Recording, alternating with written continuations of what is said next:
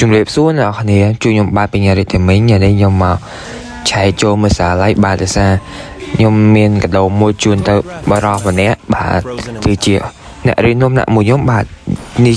ហើយតែជាកដោសារឡៃមួយដែលសម្រាប់ខូចចំណាយរបស់គាត់បាទខ្ញុំគ្មានអីឲ្យទេមានតែសារឡៃមួយទ្រពនឹងទឹកពណ៌ខៀវហើយគាត់មិនដឹងថាគាត់អបណាទេបាទបាញ់ទៅហើយចាំយកអូខេឆាតមកផ្លឹបហ្មងចឹងអញ្ចឹងនេះមានអីឲ្យទេមានតែសារឡៃនេះបាទនេះជាអខរបស់គាត់បាទអ្នកអរគ្នាអាចទៅគាត់លេងបានហើយខ្ញុំដល់មែនមានដែរយើងអ្នកអត់ដូចគ្នាឲ្យគាត់មួយទៅសារឡៃហើយទឹកដៃគាត់លេងខ្លាំងជាងខ្ញុំដែរយើងគីឡូបតហ្នឹងហើយយើងគ្មានលុយទេស៊ីតែមួយហ្នឹងអីណាយើងមានដល់លេសមួយហ្នឹងអីយ៉ាបាច់ធ្លេបាទអូច្រឡំដៃឡើយច្រឡំដៃជិះវិញ